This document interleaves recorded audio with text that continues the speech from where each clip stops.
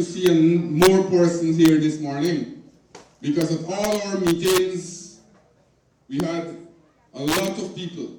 And I know for a fact, although today is a Sunday and you have a number of religious activity, you have pujas at Wynn and Bloomfield, and then you have other activities, still we have a good turnout here this morning.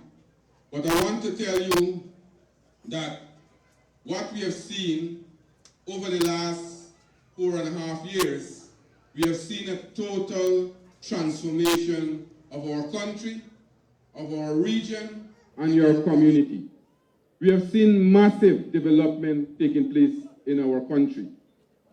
And all of us, as citizens, should be proud, because not so long ago, we have seen our country declining.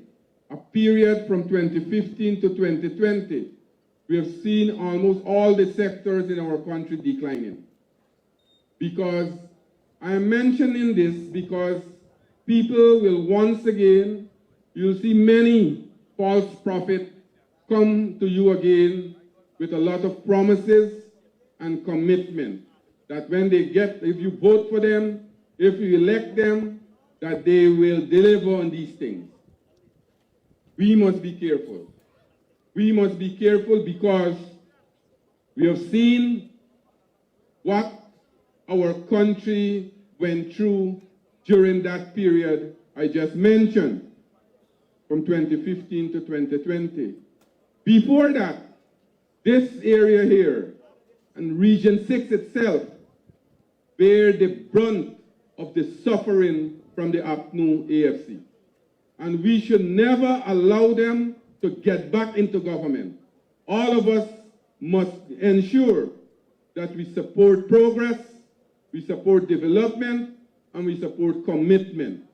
And we have seen what the PPP civic government has done to this country, where we took it and where we are today. In 2020, we came to you, and we came with a number of commitments.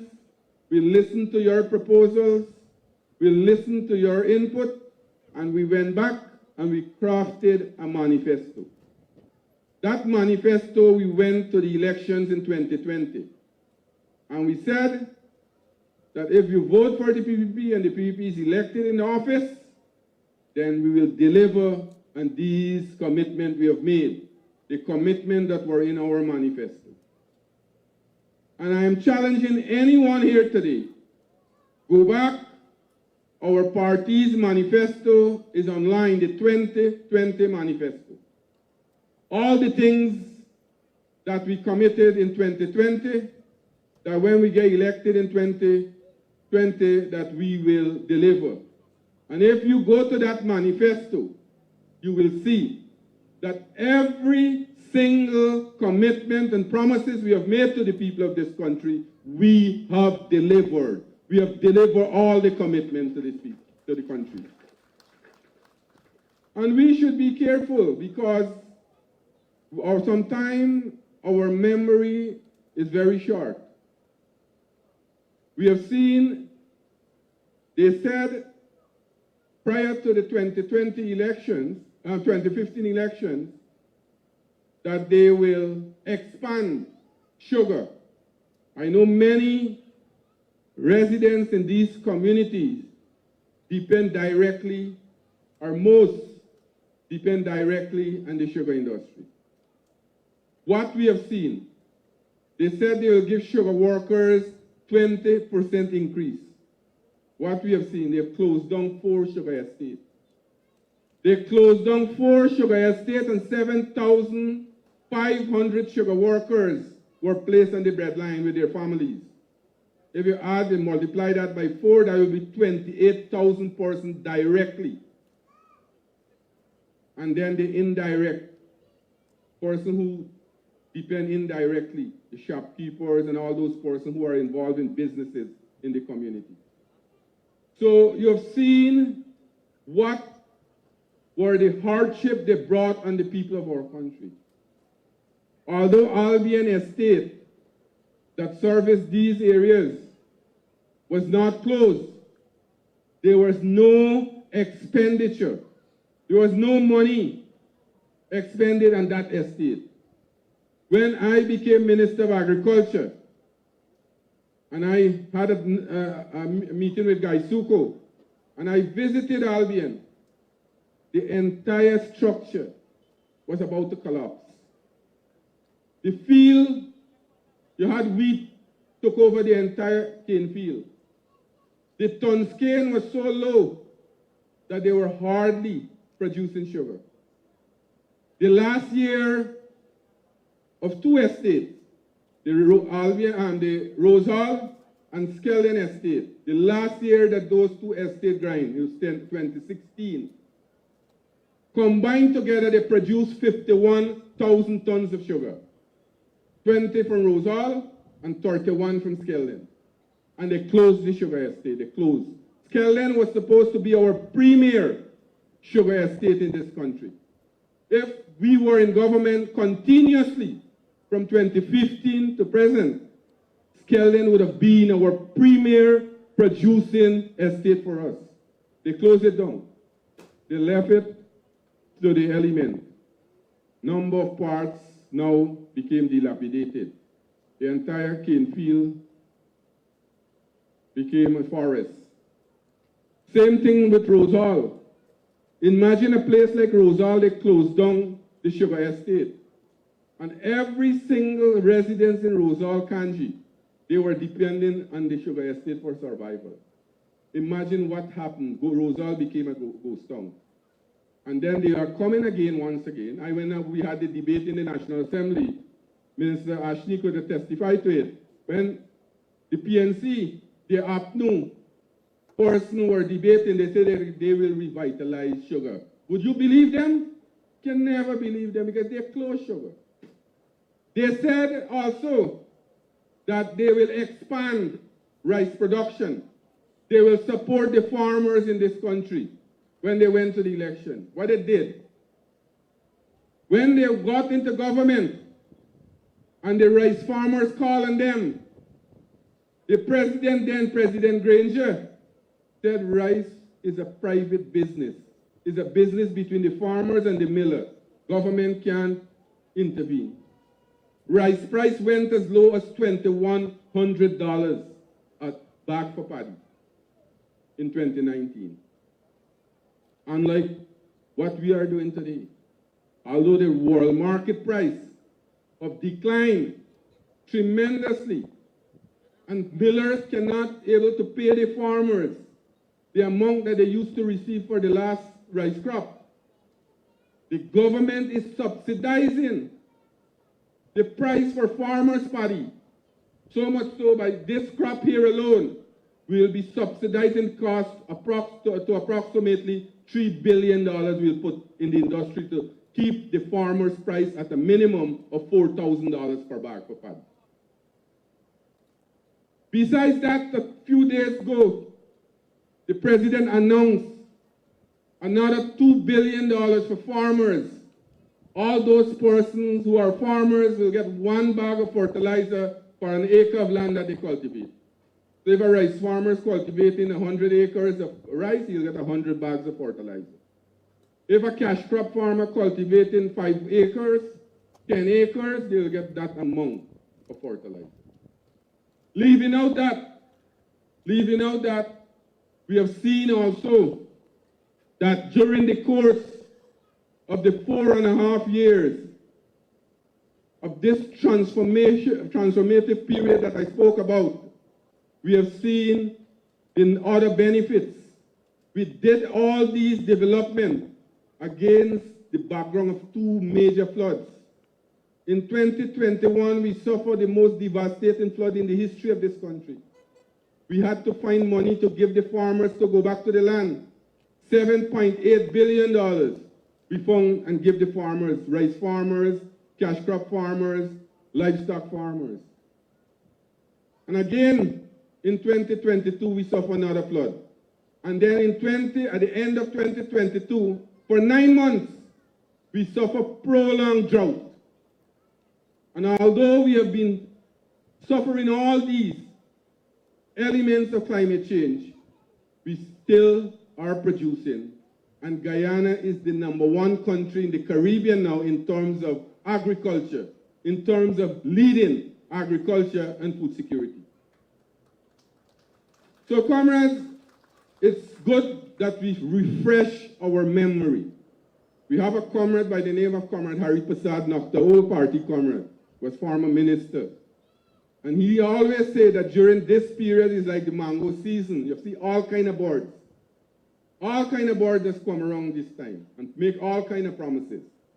And they can't sustain the promise that they make. For example, we gave to the people of this country $100,000 cash grant, leaving out all the other grants. You hear they say that when they get into government, they'll give $400,000.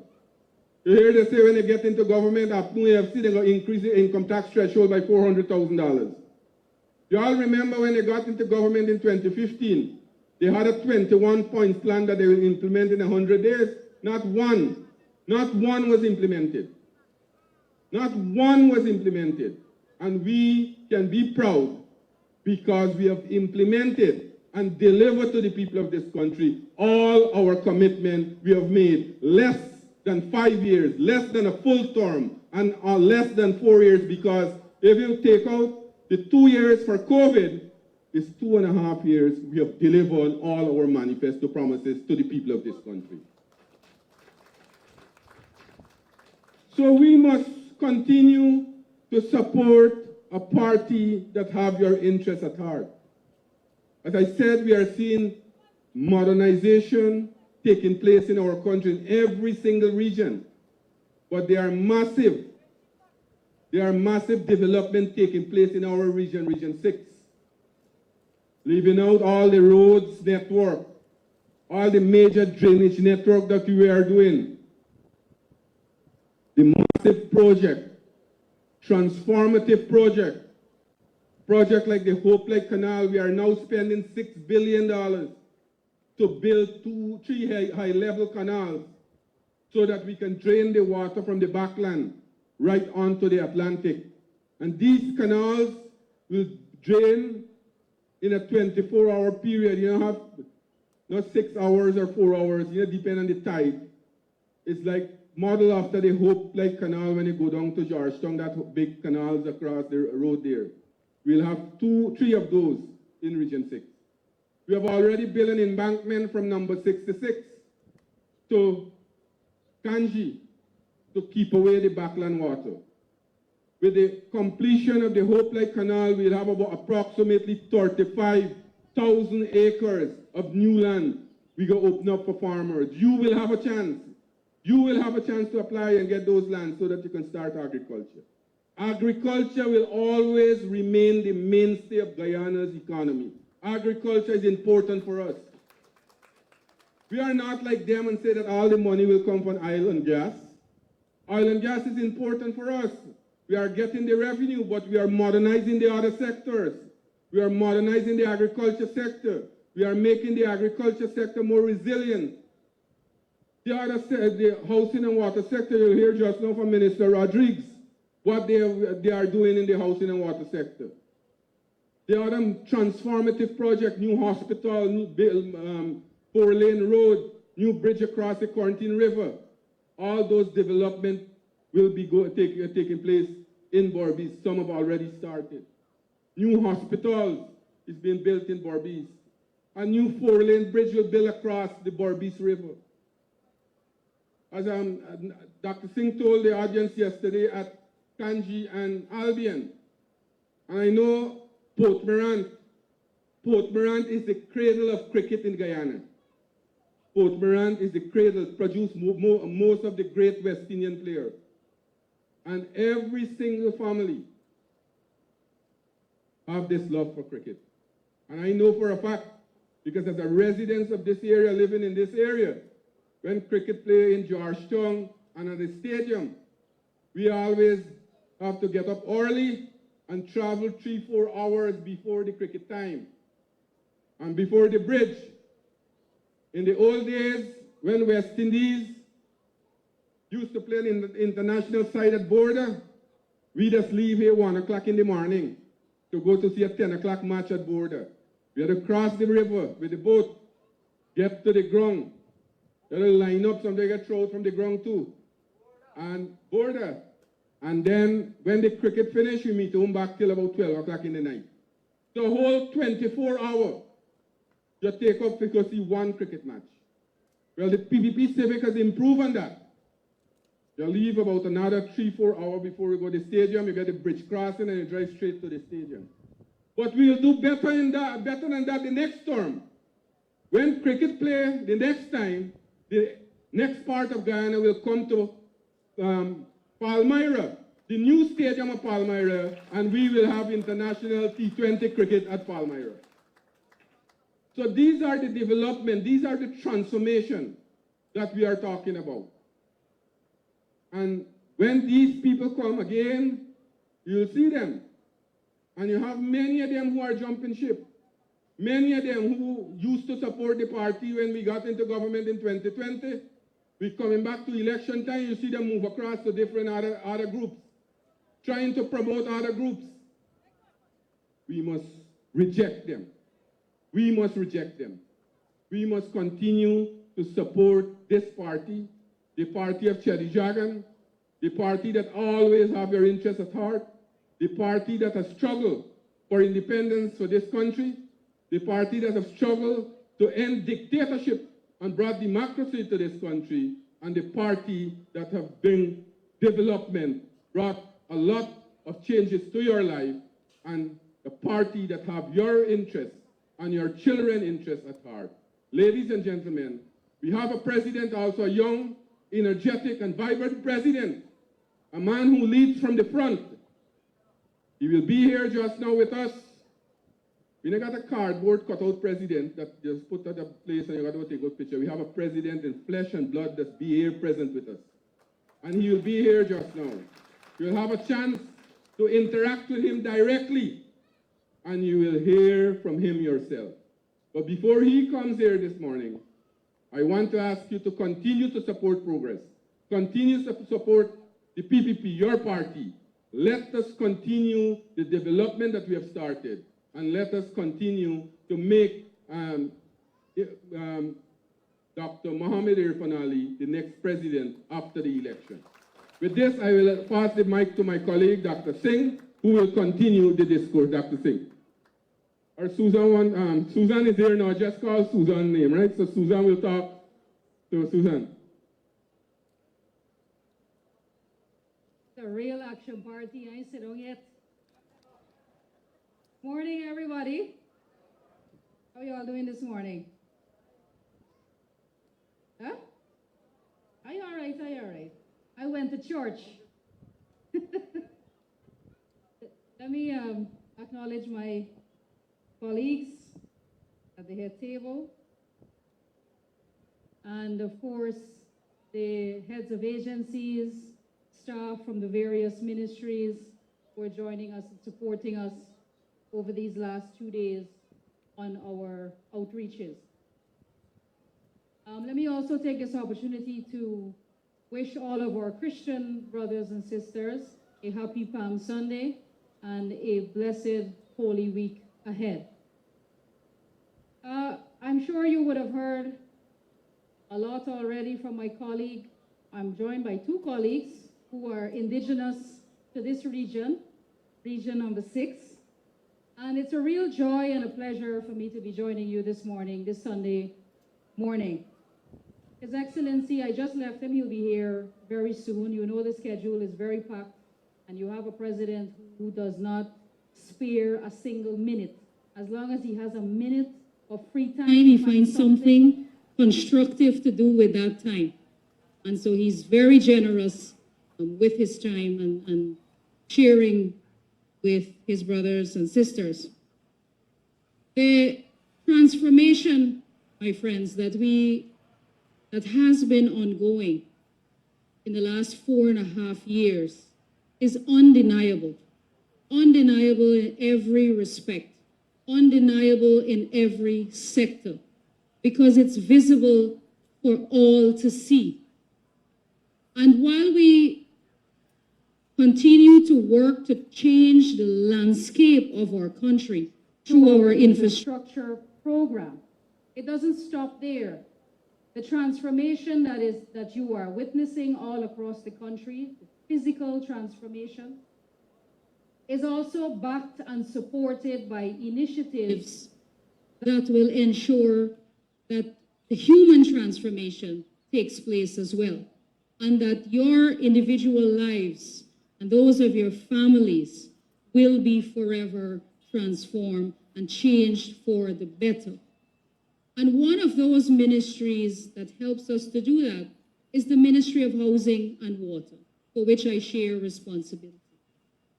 And the progress that we have seen there is measurable, and we see the transformation every day in the lives of ordinary Guyanese who become homeowners or landowners. We promised in our manifesto to deliver 50,000 house lots. As I speak to you today, we have already delivered 43,000 house lots to Guyanese families. Over 18,000 of those house lots went to women only. Over 50% went to young people between the ages of 21 and 35, giving young Guyanese the opportunity to own property earlier in their lives, giving them an opportunity, a longer time for them to grow their wealth. We believe wholeheartedly in the People's Progressive Party Civic that the housing program is the great equalizer, that the housing program helps to build generational wealth for families. And those of you who own your own property know what I'm talking about, know about the pride of home ownership, know about the security that you feel when you own the roof under which you live. You know that every year property prices appreciate, and more so with the massive infrastructure program that the government has ongoing. Every time we upgrade the roads, every time we build new highways, every time we build new bridges, it increases the value of your property. And that is the beauty of the housing program, especially because it is heavily subsidized. And from the moment an ordinary person, anybody, pays for a house lot, it is already worth more than you paid for it because it's subsidized by the government. And by the time you have access to that lot, and the infrastructure is in place, and the utilities are available, and the highways are built, and all of the access roads to take you to that new housing development, it is worth millions of dollars, the value of it. And you can realize that when you go to any banking institution and you can unlock the financing that that property will give you access to. That's how we believe that we can help people to build their wealth and to improve and increase their net worth. And that is the fundamental philosophy of the PPP, ensuring that we empower people, ensuring that we give them the financial freedom that all of us so eagerly deserve. And similarly in water, we are working assiduously to ensure that we improve the delivery of clean, treated water.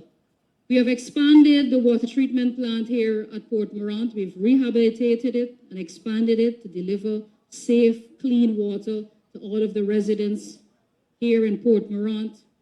Similarly, we have rehabilitated and expanded the water treatment plant at New Amsterdam, and we're building a new water treatment plant at Adventure. That's a new large water treatment plant that has commenced construction.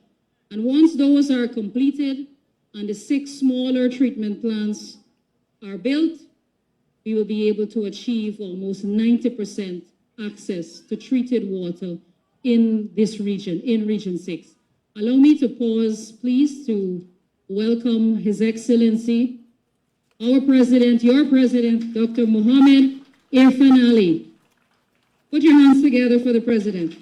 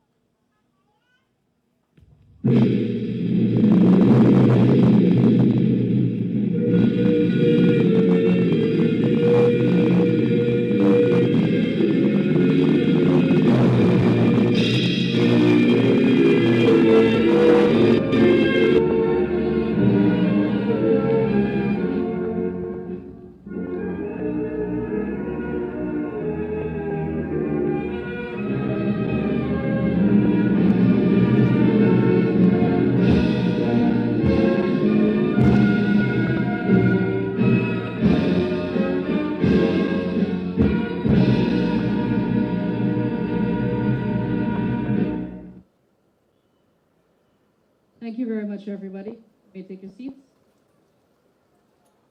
Mr. President, I was just talking a little bit about the achievements in the housing and water sectors, and about how all of these initiatives are more than they appear to be. So while people might feel like they get a house lot, there's a bigger vision guiding the housing program that allows people to transform their lives, to become homeowners, to become empowered. And there's another initiative that we are often criticized for sometimes. You know about the part-time workers, or we call them the pathway workers. And the opposition has criticized us a lot, or why you don't give people full-time employment.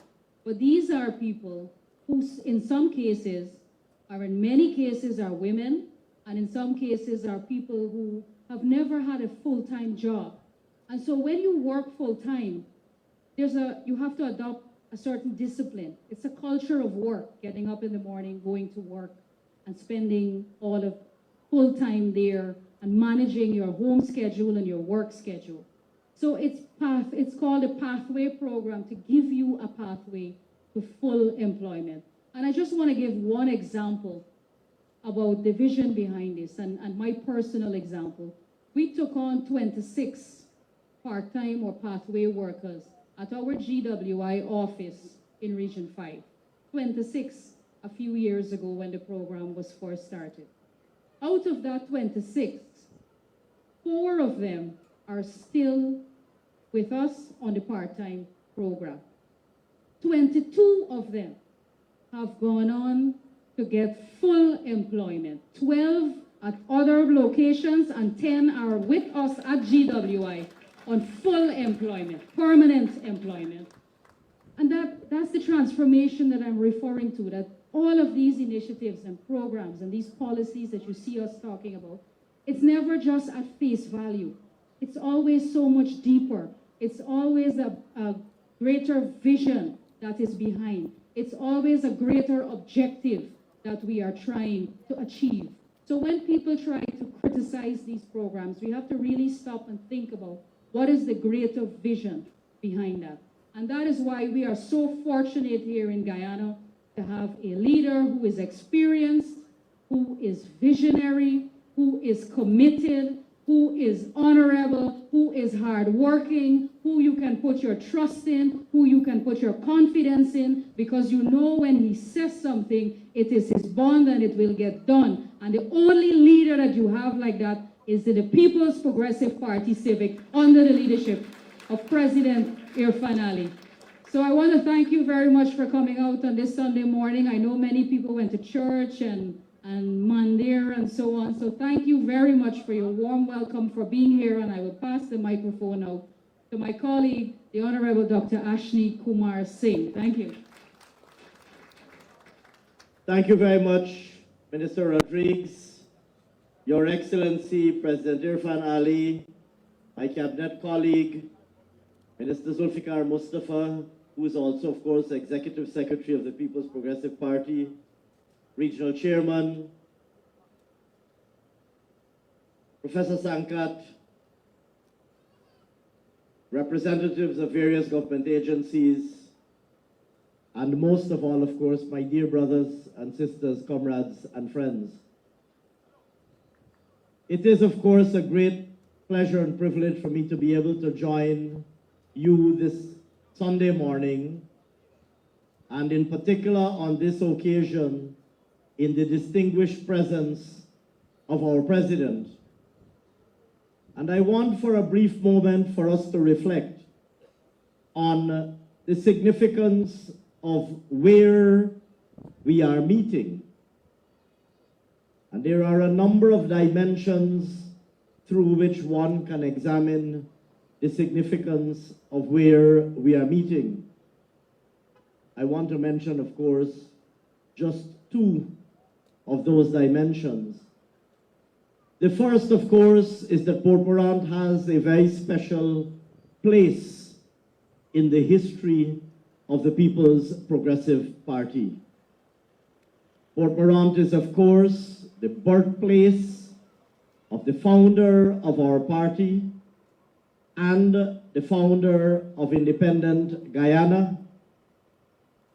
And here, of course, I refer to Dr. Chedi Jagan, who was so instrumental not only in the founding of the People's Progressive Party, but indeed in every significant political struggle in the history of our country.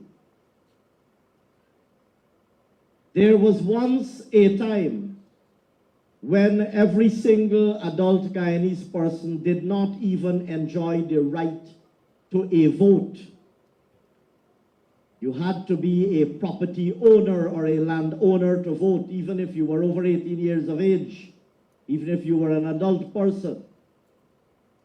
And Dr. Jagan led the struggle for what became known as universal adult suffrage, the right of every single adult person to vote. And we must never forget the significance of those important aspects of the political struggle in our country. Because there was once a time when that right did not exist. And it is the People's Progressive Party in its earliest forms, Dr. Jagan, in the earliest days of his political struggle, that secured that right. And if you look at the entire political history of our country, Dr. Jagan first secured universal adult suffrage, the right for every single adult Guyanese to have a vote. It is Dr. Jagan and the People's Progressive Party in a subsequent era that would have to fight the forces of dictatorship which had strangled our country from 1964 to 1992 to secure democracy eventually in 1992. And it was a subsequent generation of the People's Progressive Party led by our then opposition leader, now Vice President and General Secretary of our party, Dr. Bharat Jagdeo, and our then presidential candidate, now President Dr. Irfaan Ali. It was a subsequent generation of the People's Progressive Party that fought during 2015 to 2020, and in particular during 2018 to 2020, and in particular from March to August 2020, to ensure that the right of every single adult citizen to have a vote, to choose a government of your choice, it was the most recent, it was the current generation of the People's Progressive Party that led that struggle.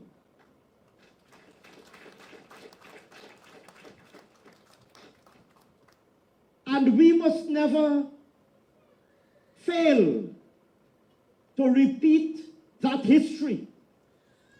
Because if you lose the right to vote and to choose a government of your own choice, you lose every single right imaginable.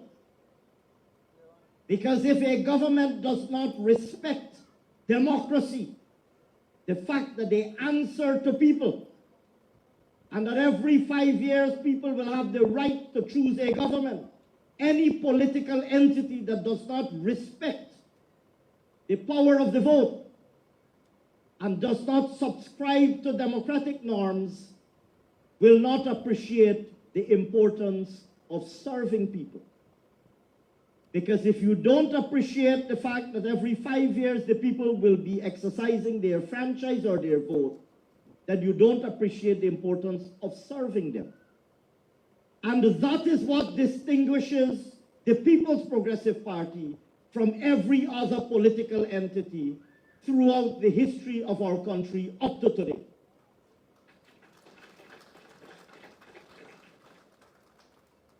In every era in our country's history, it is the People's Progressive Party that has stood on the side of democracy, and it is the People's Progressive Party that has stood on the side of the Guyanese people.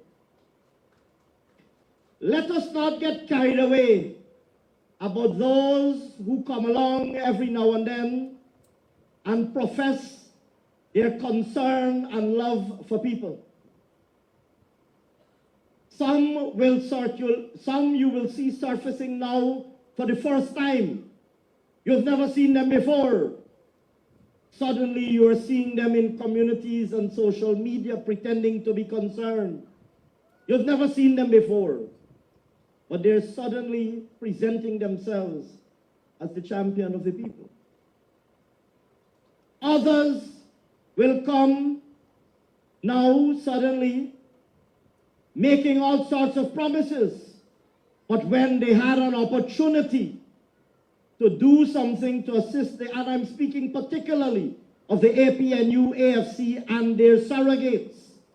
You have to understand the tricks that they have used over history. You have to understand the tricks that they have used over history to try to deceive people. They will come now making all sorts of promises, but they sat in government for 5 years and did nothing but cause hardship on the Guyanese people. Did nothing positive. I wouldn't say that they did nothing. They did nothing positive, but they did a lot of things that were negative and harmful and that caused hardship. And I can give you a long list. Closure of sugar estates, taking away of grants to children, taking away of grants to the discipline services, 200 new taxes, more than 200 taxes that they impose on people, taxing electricity and water and medicine and education, taxing heavy equipment for use in agriculture and in mining, grinding our economy to a halt. You know, during the 5 years from 2015 to 2020, when sugar was closed, you know what impact that had when nobody had disposable income. You know the impact that that had in every corner shop. You know the impact that that had in Port Mourant market. And those of you who have relatives in Skeldon, you know the impact that that had at Skeldon market. So you didn't only have to be a sugar worker or the child of a sugar worker to feel the impact of the closure of the sugar industry, the sugar estate. You didn't have to be only a sugar worker, not only sugar workers, and the children of sugar workers felt the impact. Every single Barbician felt the impact of the closure of the sugar industry, every single Barbician.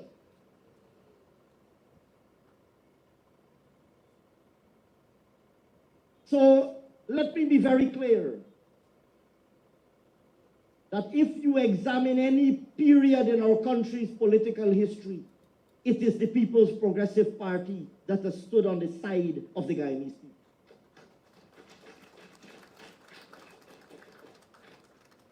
Today we come here on this tarmac, and we may not fully appreciate the significance of where we are. We are on a tarmac in the compound of the University of Guyana, Tain campus. And we take it for granted that Tain campus is here, we come to UG.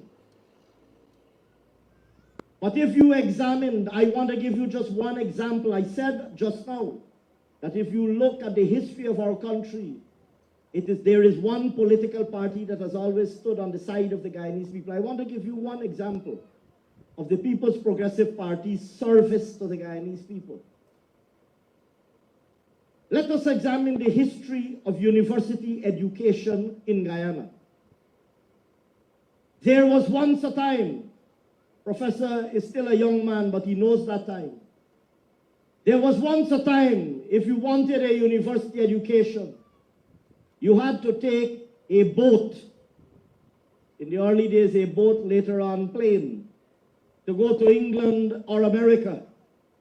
Dr. Jagan went to the United States of America because university education was not available in Guyana.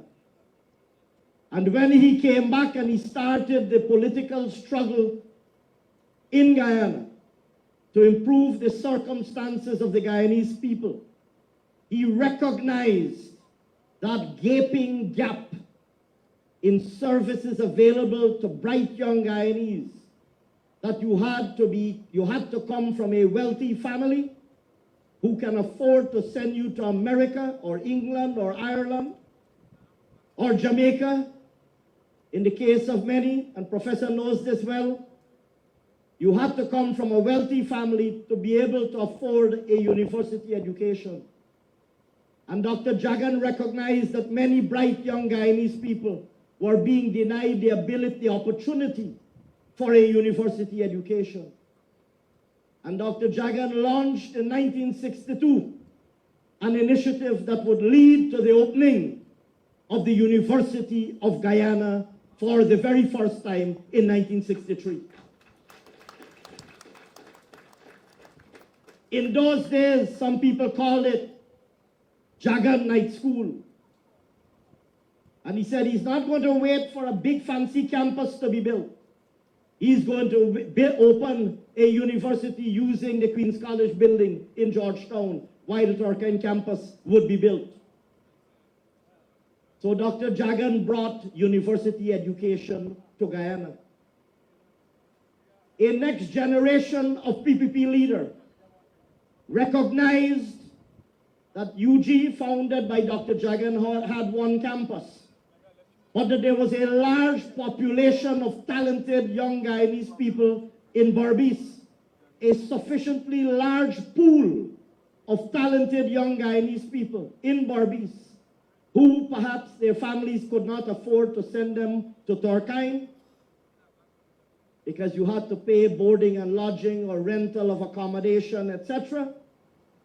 And recognizing how large the population was in Berbice and how many people, because of their financial circumstances, were not able to send their children to Turkine campus. The next generation of People's Progressive Party leadership made a decision that a campus shall be opened in Tain.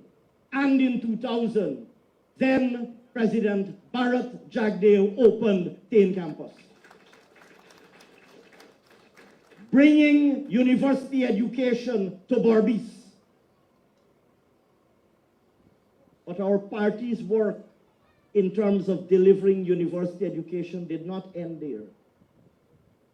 A subsequent generation of People's Progressive Party leadership recognized that there are also people who perhaps, because of their domestic circumstances, they have elderly parents who they have to look after, they have toddlers or little babies or children who they have to look after, or perhaps for whatever reason they have to work to earn a living during the day, and to take care of their family during the day.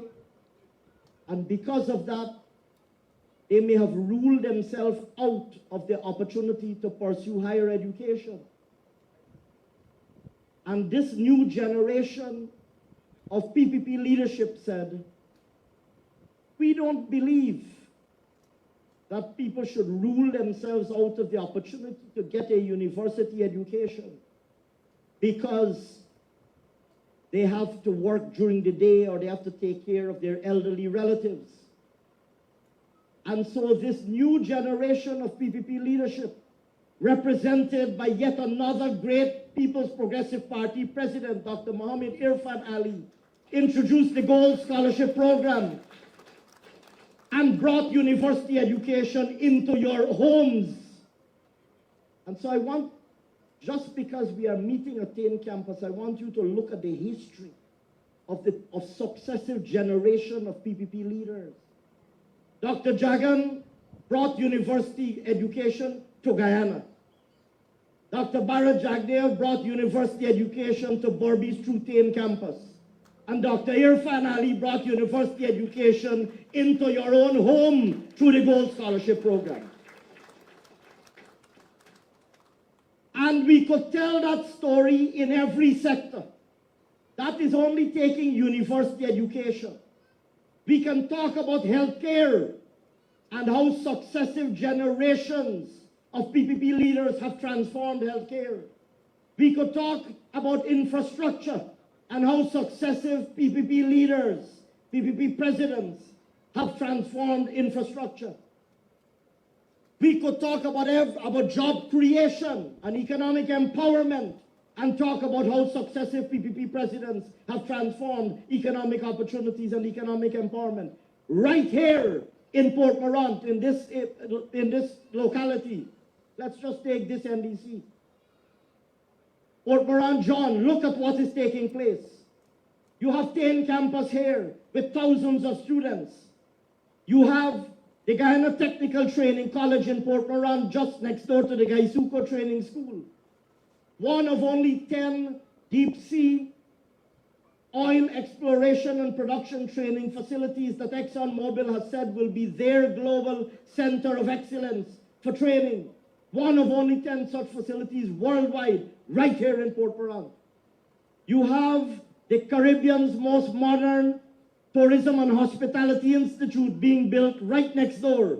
Professor Sankat is instrumentally involved in that work, training, leading and overseeing the training of people who are today getting world-class jobs and paying them world-class incomes in the oil and gas industry. President Ali invited Professor Sankat back to Guyana to lead this work. World-class training opportunities. And who is best situated to take advantage of those opportunities but the people who live, the young people who live right here in Port Mourant and right here in Region 6. And I haven't mentioned the nursing training school that we're building in New Amsterdam, the teaching hospital that we're building in New Amsterdam. I haven't started to mention those. And I could go on and on for a very long time. But there's a very simple lesson here. There's a very simple lesson here. I don't want you to look, if you look at the last 5 years alone, 4 years and a bit, if you look at the remarkable transformation that is taking back in our country, I know that you will agree with me that President Ali deserves a massive majority later in 2025. But I don't want you to look only at the last 4 years. I want you to look throughout history. Because if you look throughout history, on every occasion that the PNC has been in government, that period has been a period of destruction and devastation. In 1964, when by political machination the PNC seized the reins of government, Guyana was one of the wealthiest countries in the Caribbean. Guyana was what you call an MDC, a more developed country. In many respects, Guyana was almost as wealthy as Singapore in 1964. Even up to 1966 when we got independence. By 1992, when the PNC dictatorship was finally removed from their stranglehold over Guyana and the Guyanese people, Guyana was one of the poorest countries in the world. and was the second poorest country in the whole Western Hemisphere. Guyana was behind all of the rest of the Caribbean because of PNC dictatorship and mismanagement. And we had to spend from 1992 to 2015 rebuilding Guyana and restoring our solvency as a country, saving the country from bankruptcy, and rebuilding Guyana's solvency as a country. Fast forward now, when they got an opportunity to return to government in 2015, you would think maybe that they would have learned from the past. Instead, as soon as they came into government, what did they do but wreak havoc in the country? Break every false promise that they had made, destroy every industry, take away every benefit, and impose hardship on the Guyanese people. You know it. You don't need me to tell you that, because you lived it. You lived it. And then the Guyanese people said, we have had enough of this, never again, and voted them out of government in 2020. And you have seen with the return of a PPP government, and you have seen with President Ali's visionary leadership, you have seen the transformation that is taking place. It's a big transformation. You go to Palmyra, you look at the big infrastructure that we're building, the big hospitals, training schools that I mentioned, etc. But it's a very local transformation too. The narrowest community street where people used to live, what used to be a mud dam, today is a concrete road.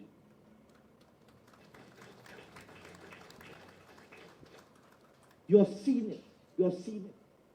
And so, comrades and friends, I started out by saying that Port Mourant is a very special place.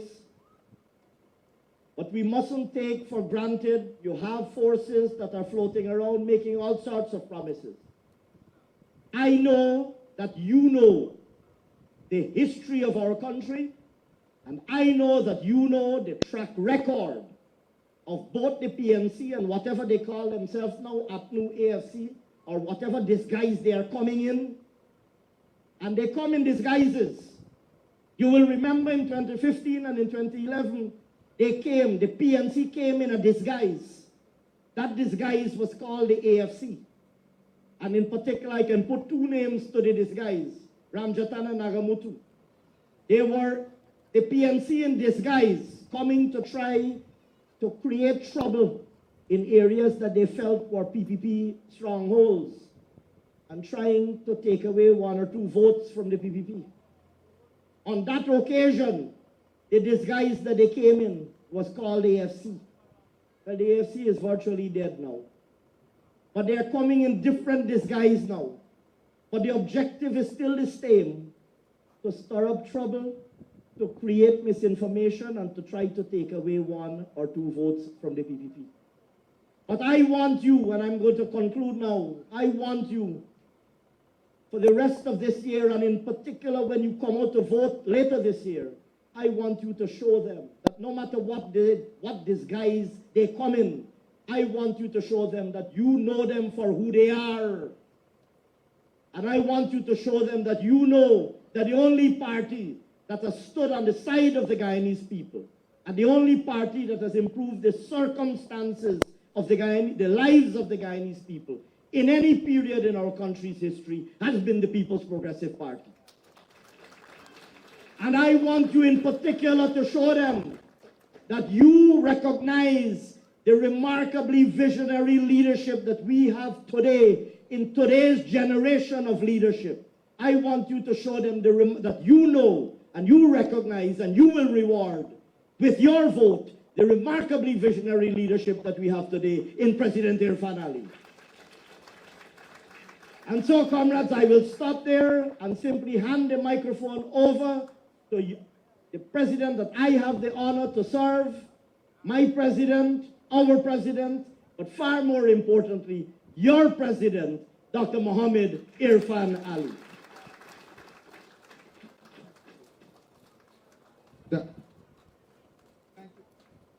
Thank you very much, comrades. Please have your seats. I want to say that I decided to spend 2 days in Region 6. Not only because I wanted to talk to you about the development of this region and the different areas, but also because I wanted to hear from people. I wanted to spend quality, quiet time with people across this region to hear from you, to get feedback from you as to what you see as some of the challenges and some of the problems. And up to 3 this morning, I was talking to different groups from this region.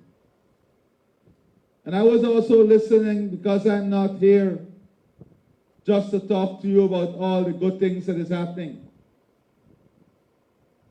We also have to ensure that there is responsible leadership at every level of government. That the leaders we entrust with responsibility in the villages and the NDC are doing what they are supposed to do also.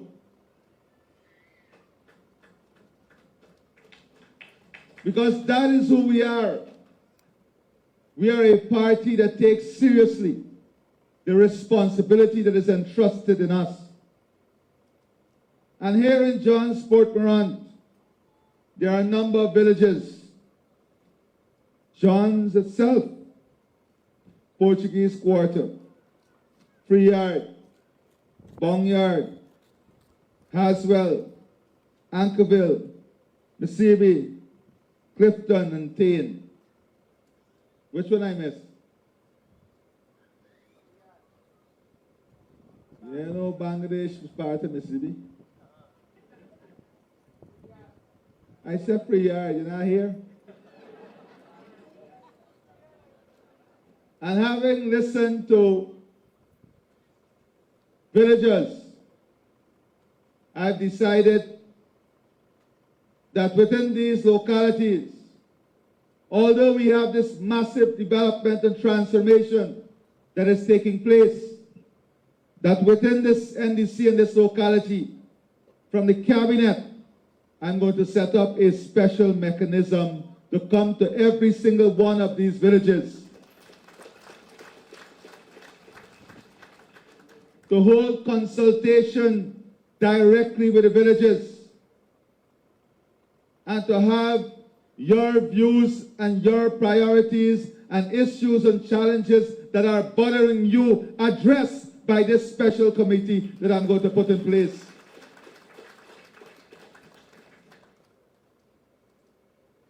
And I have some names from the core group that will come here, that will commence work no later than Tuesday of this week, holding meetings in each one of these villages and bringing to me before the end of Friday a report that we are going to action in this NDC. And I'm going to, from my office, have Nalini and Dr. Waldron, Jagdarine, and Professor Sankat be part of this group that I'm going to put together to work with members of the NDC, the region, but this group is going to work directly with me to go into every single one of these communities and to break down the power struggle. We are not a party of lords.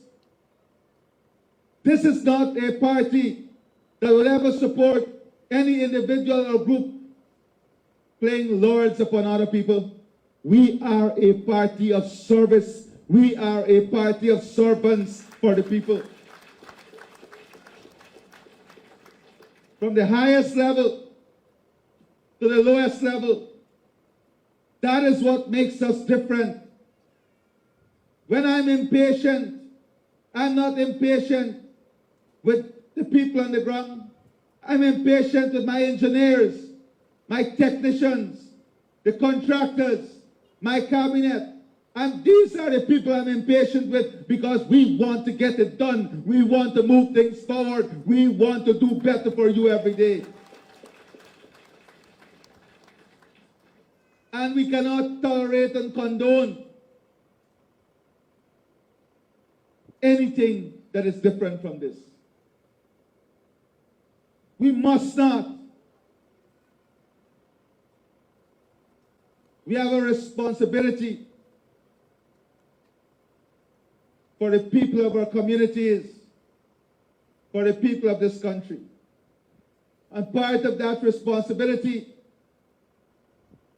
is not to fight for leadership, it's to deliver leadership. It's not to fight for power, it is to empower people.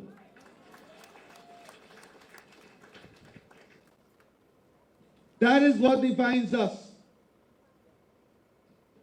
And I've been talking to people and I know where we must do different.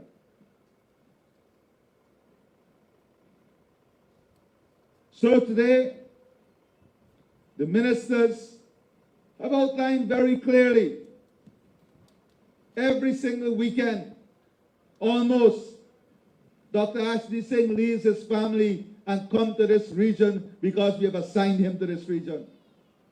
That is not an easy sacrifice as I asked him to do. Zulfi is in the region. When I asked him on Diwali, on the holidays, to come to the region and spend those days with the people in the region, it's not an easy request. And if we can do it at a national level, there is nothing stopping the local leaders from also doing it.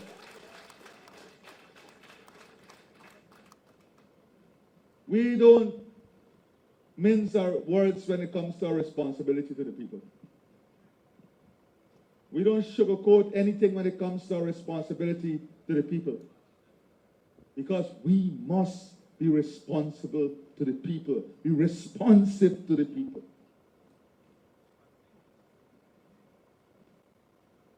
And there is a particular reason that I want this group established. Because whilst we are having massive transformation within these communities, I've heard also many of the single mothers, especially, who want to get involved in agri-tech businesses, who want to get involved in producing things in their yard so they can add to their disposable income, so that they can generate more economic activity and do better for their families. And that is what we want. We want every single family in this country to aspire to do better for their family. And we must find a mechanism to support them doing better for their families and their communities. Therefore, one of the things that we want to do within this NDC is to have a project that will be led by this team, but particularly Dr. Waldron and Mr. Jagdarain. Y'all stand so they can see you. And what is this project about? We want to find 200 single mother-led households. And we're going to work with you on building out shared houses, some of you, help some of you to develop small businesses with the Black Giant to produce eggs to sell in the market. Some of you, maybe, if you're in close proximity to an area in which you can have enough grass and feed for an animal We want to give you cows so you can produce milk for the local market, because cow milk is good milk. Some of you who want to go into swine production, we are going to assist you with that. So we want to establish within 3 months, and the bees, of course, honey production.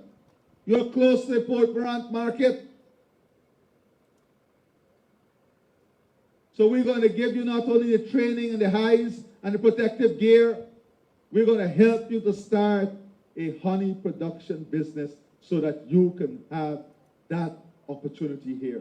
And 200 such families we want to target in these communities. So within 3 months, we can have these businesses established so that we continue this journey of empowering people, of creating opportunities, and growing our economy. My friends, over the last 24 hours, I've been speaking extensively about the prosperous and bright future that lies ahead of us here in Berbice. Let us not take that future for granted. The development that is taking place at the Port Mourant ground. And this, just imagine, Port Mourant is going to be the technical training hub of Guyana and the Caribbean.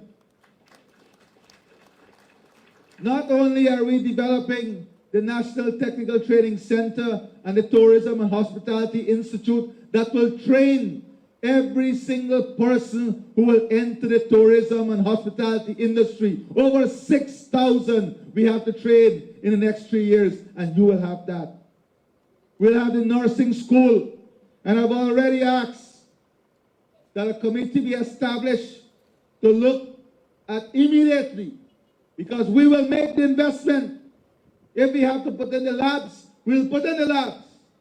We want medical science, pharmacy, dentistry, engineering, law, and oil and gas courses to be offered here at this campus and here in Berbice. And we're going to make the investment to ensure it happens. That every child in this region can aspire to be the best they want to be, whether in nursing aid. And you also have to encourage your children.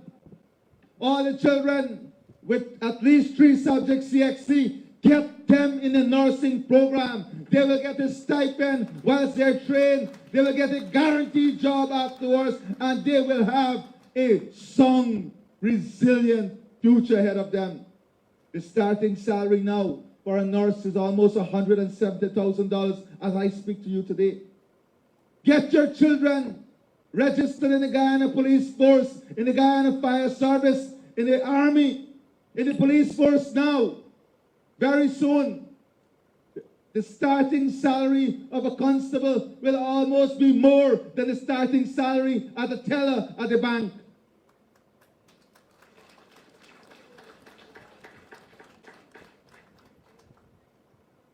Until you get old, you're more strong.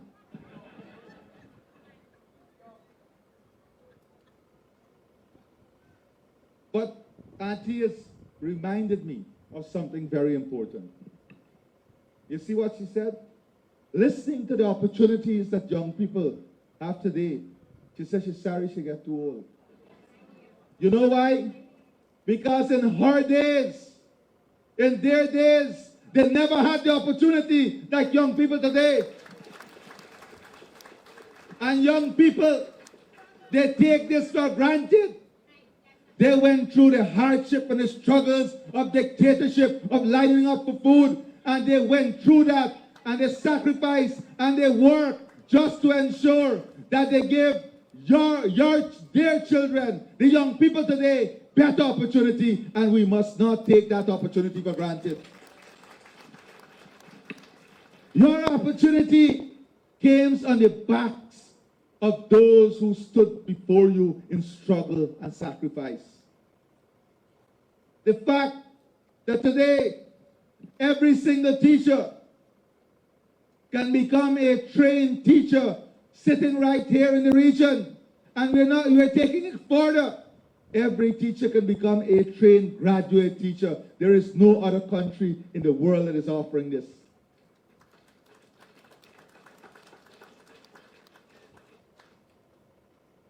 This very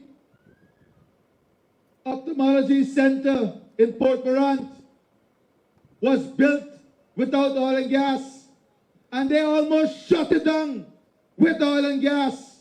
The Because We Care grant was given to your children without oil and gas, and they took it away with oil and gas. The sugar industry was subsidized without oil and gas, and they took it away with oil and gas. It tells you that there is something more fundamental, and that is the philosophy of the two parties. Two completely different philosophies. And we must understand what these philosophies stand for. We must understand the nature of the philosophy. We must understand how important that philosophy is when we are determining policies and programs for your children, for you. And let me say this, the Minister of Housing is here. They're issuing a letter now that every single person in this region that would have applied for house lot up to December 2024, that before the end of this year, you will have your allocation. The infrastructure is going in now, so that will not be a worry. And how many young professional houses we are building now in Palmyra? We are building the first 100 young professional homes in Palmyra. They better make it 400. They got to start another 300 there for me. I'm shocked that it's only 100 we have started so far. And how much is a 3-bedroom? Oh, you're getting it right now. And another 100, which is a 3-bedroom flat. And let the nurse come next to me. Because this is what the PPP Civic would have done. Bring your poster too. This is what the PPP Civic would have done. And I'm not afraid to show you, because this is what we want our nurses, our doctors, and our young people to do, to aspire to own their own home, to dream about their own home. So my dear friend here, not only were we able to increase our salary, give her better working condition, and enhance her livelihood, but we have allowed her now to dream of owning her own young professional home, wanting to own her own home for her family. The older folks in this crowd will tell you that they retired 60 years in the past and they're still living 5 families in a house. Today, the average age of home ownership has gone down from above 50 years to less than 30 years. That is a legacy of the People's Progressive Party. When a 30-year-old and a 25-year-old and a 22-year-old can now not only dream, but know that with this government, they will own their own home. They will own their own land. So these are the signs that energize me. Oh, God. Read it, Fisherman. Take a read the signs yourself. President Irfaan Ali, please grant me a turnkey house at Palmyra. Thank you. And she not only want a turnkey house, she wanted at Palmyra. All right, great. But this is the difference. 5 years ago, I want you to remember the sign and remember the space, because that face represents tens of thousands of other faces across this country. Because 5 years ago, that was not the sign. 5 years ago was what will we do? 5 years ago when we came here, it was about, can you help us to get hampers for the people? Can you help us to get dal? Can you help us to get medication? Because only 30% of the medical supplies was available in the healthcare system. 5 years ago, it wasn't about a sign of hope. It was a sign of distress. It was a sign of hopelessness, our children because we scared school grant was taken away. You are thinking about which of your child you have to take out of school. That was the story across this country just 5 years ago with oil and gas. You are thinking, which of my child must I sacrifice to give the other the opportunity? Today, it's no longer that. Today we can tell you that for every single child, we're going to pay for 8 subjects CXC or KF the full cost. You're wondering which neighbor will be good enough to share the textbook with your child. Today we've invested to give textbook to every single child. More than 30,000 scholarship. Anybody with a degree in engineering, come now, we'll employ you. We have access all across the country. We can't get one. Don't take these things for granted. Don't take these things for granted. 5 years ago, in every village across Berbice, every other land you see a sign for sale. And they accept anything they get. They just want sell out. You go through back Berbice now. If it's for sale, trust me. It's priced in US dollar. That did not happen by accident. That did not happen by accident. Uncle said something about Bonham time. There's a problem with alcohol. And we got to address that too. Not too early for drink. Last night was Hanuman Jayanti. Today is Palm Sunday. Man, you got to spend some time in the temple and church and the mosque also. Because these are the issues and challenges that we have to address too. We can't only change the streets and the roads. We have to change our mentality, the way we think, the way we look at life, what we invest in. We have to be better with our families, better in our communities. We can't be nuisance in our communities. We have to all be assets in our communities. Spend less on the things that destroy you and more on the things that uplift you.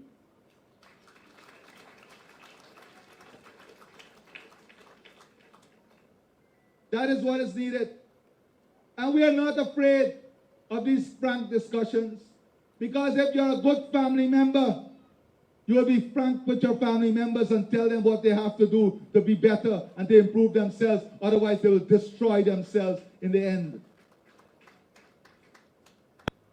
The time has come for us to have these open, frank conversations. That is why I could have started the way I started. Because that is what we are about, frankness, openness. The only way we will achieve the things that we have set our goals for, whether at the family level, at the community level, or the national level, is if we set ourselves a mindset of success. And this is also important. You can have the best education available for your children. But if your mindset is that education is not important, you will not allow your children to benefit from that. You can have treated water, but if your mindset is to have no value for water, you can let that water be wasted.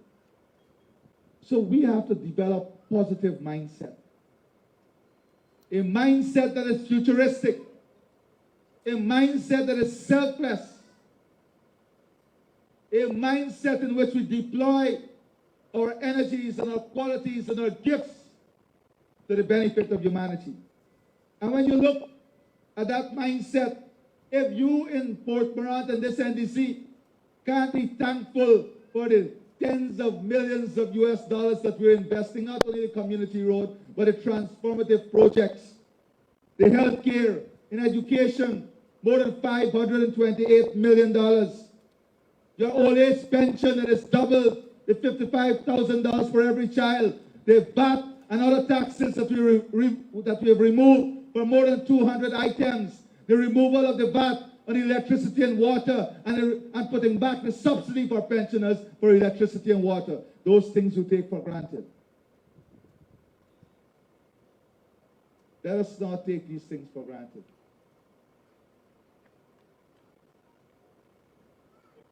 Low tariff from GWI. Not only did we remove the VAT, this is the first country that decreased the rate. And soon, you will have free toll at the Berbice Bridge. And imagine what the other side is saying. They're saying, what study did we do to come up with free toll? Can you imagine? That is the mentality. That is the mentality.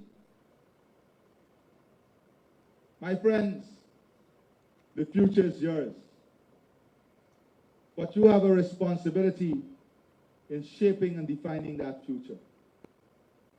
You have a responsibility to your conscience and yourself and your family, your children, your parents, your grandparents, to exercise dignity in your vote, to exercise consciousness in your vote. And once you exercise dignity and conscience in your vote and what you do, there is no way you can say that you are not in a position to support the People's Progressive Party Civic.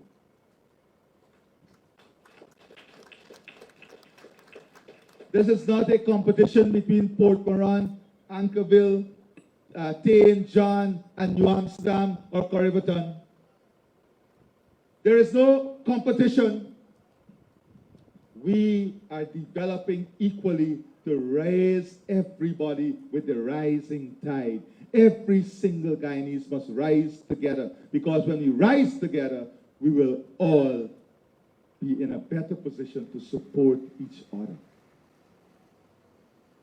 We must not compartmentalize our thinking. We must not compartmentalize the way we look at life. Because every time Region 6 developed, when the mall, the hospitals, the medical school, the stadium, the municipal airport, the 4-lane road to Mulson Creek, the Quarantine River Bridge, the hotels, the manufacturing and industrial development, the port facility, the gas processing facility, the new power plant, when all of this is invested in this region, the prospect for every single citizen of this region improves. The prospect of the region improves. Regional wealth is created that always translates into wealth at the household level. So my dear friends, I promise you I will not be long. But I want to stop here and say to you that we are stronger together. We'll move forward together for a better Guyana. I want to say to you, as we work with you, do not allow the local grudges to grudge your thinking or to grind your thinking. Do not allow the local petty differences that exist to affect your thinking and your love for your party and love for your own dignity in your vote. Understand that you are much bigger than what you represent, and what the People's Progressive Party is much bigger than any one of us. What the People's Progressive Party Civic represent is much larger and much bigger than me as president. If my party tomorrow decides that for some reason someone else should take the leadership, we would always be supporting that, because the party is always bigger than each of us. The philosophy is much larger than each of us. What we represent as a political entity is much larger than each of us. And this party is the party for all of Guyana. We were founded for all of Guyana, and we remain intact for all of Guyana. And the day is fast approaching when all of Guyana will be for all of the PPP, and the PPP will be for all of Guyana.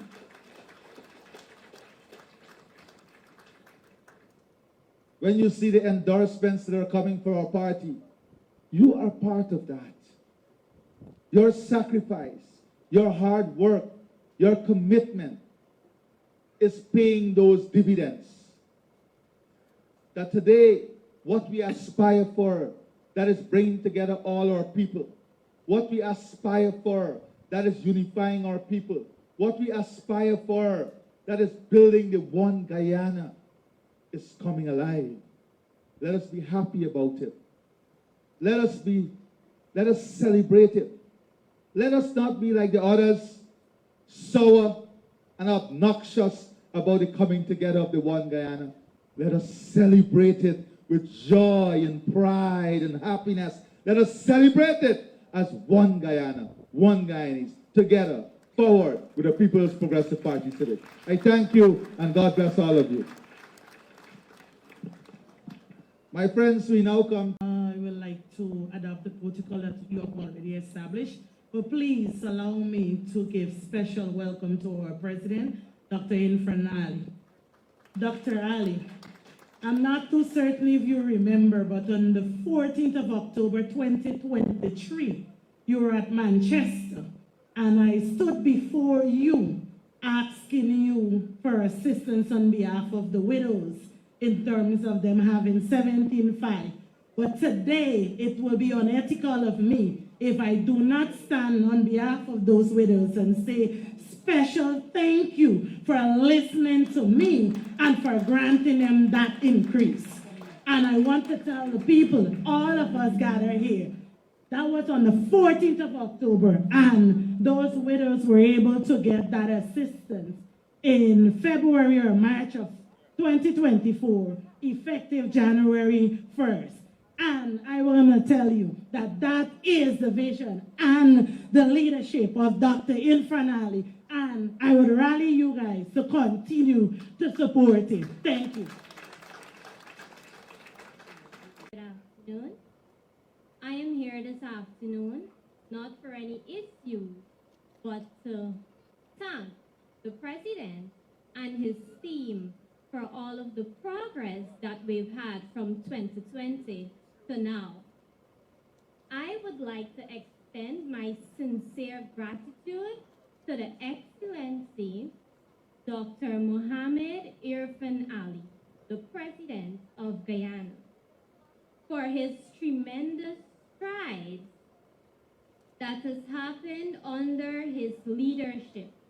The development and progress that we have seen in Region 6, and for me personally, my area, Hostile Lancaster, have brought about real change, and we are deeply appreciative.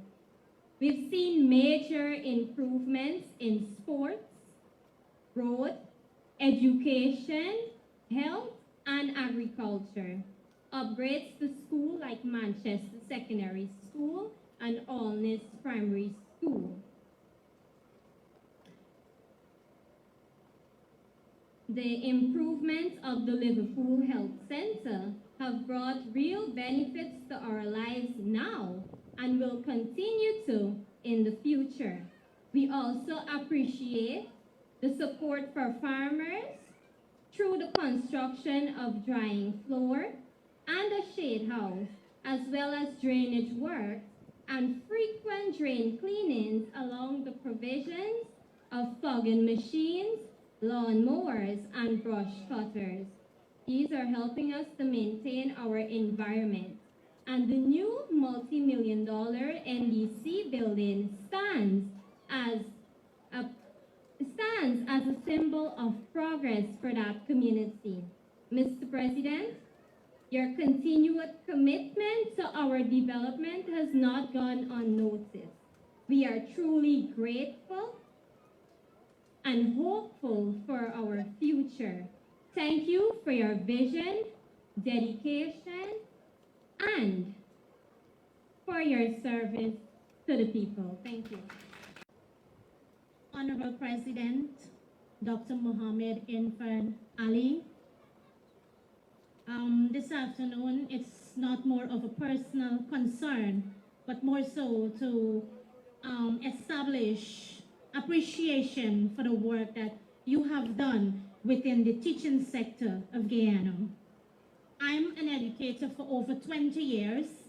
I am attached to a secondary school as well as the CPC institution, John's campus. Firstly, I want to say that I want to establish my salary. And as we would say in common terms, I'm currently receiving a very fat salary. And I started working in the early 2000s. And, at that time, I could not have said, you know what, I like my salary.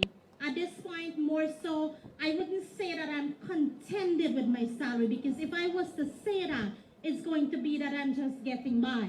What I want to let you know, and I'm sure this is the voice of every teacher here, is that I am overwhelmed, I'm happy, and I'm very satisfied. And as you know, we look forward, and I know that there are placements for increase on an annual basis. Secondly, I also want to thank you for the newly announced information just a few months ago with the free university education. In our time, it was quite challenging. Many of us, we did something within the school system as we would call box hand system, just to get by the semester per semester. Now our children can enjoy free university education. Further, the Cyril Potter College of Education, as a teacher who was trained in the early days, it was quite challenging. I don't know how many of us would have passed that, but it was traveling. Classes would have ended until 8 p.m. in the evening. That is when we would start traveling to get back to our homes. All right? Now I sit and I look at my daughter, who is also a teacher, in her bed, on a laptop, in the most comfortable position, completing their studies. So I want to say kudos, President. This afternoon, I would have also noticed the Chief Education Officer, Mr. Saddam. I would like to acknowledge you. And one of the things that I would like to say about Mr. Saddam, in my experience, I've met him a few times.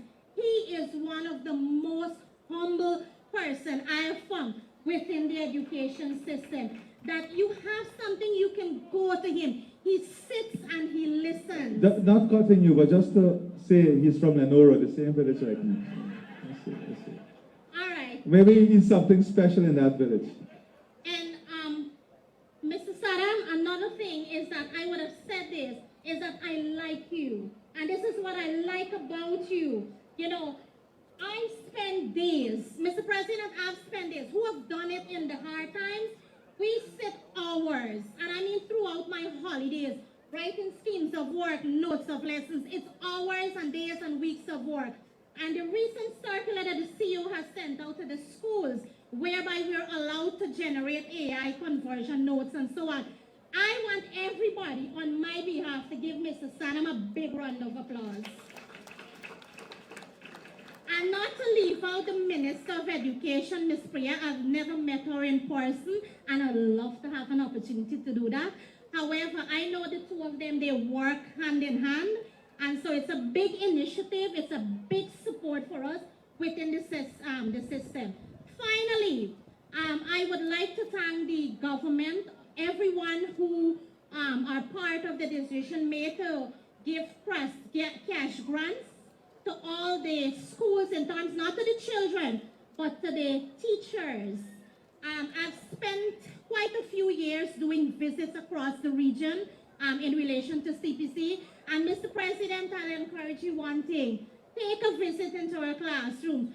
I was amazed, even though I am in the classroom so often, going to several schools, I am amazed with the improvement that has taken over the past 2 years. And overall, I want to say thank you. We look forward for your overall support in the education system. Good afternoon, all. His Excellency and esteemed members of the head table.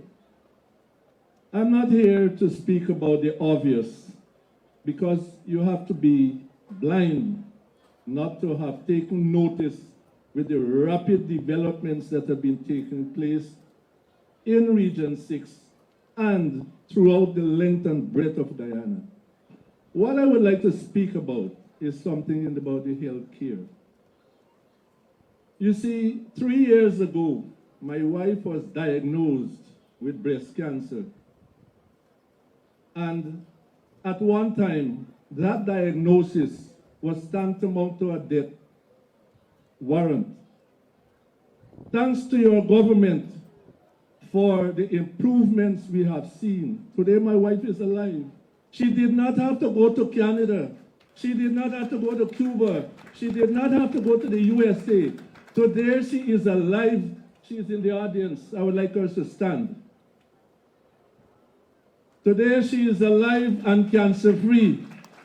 And I would like to extend my warmest thank you to the entire government and to you personally, President Ali, because I texted you and you replied and you gave your kind sentiments. I would also like to say a special thank you to Dr. Vishwa Mahadev is here. He was personally involved in our hour of need. He was there side by side with me. He was not too great or anything like that to guide and the other doctors around. And before I close, I would just like to say thank you. My daughter is here also. She is also the owner of one of those turnkey houses. She is just, I think, 24 or 25. I would like her to stand, please. And to push it a little further, my nephew, who always wanted to be a contractor, to start his own contracting business, for years he was struggling. And under your administration, he is now a certified contractor. Last year, he was given, I think, Dr. Ashney, you are very instrumental, you know what I'm talking about, that he got one of the streets, and he's looking forward in future to continue in that field. So I would like to say thank you, and God bless the PPP. And may you serve a second term. God bless.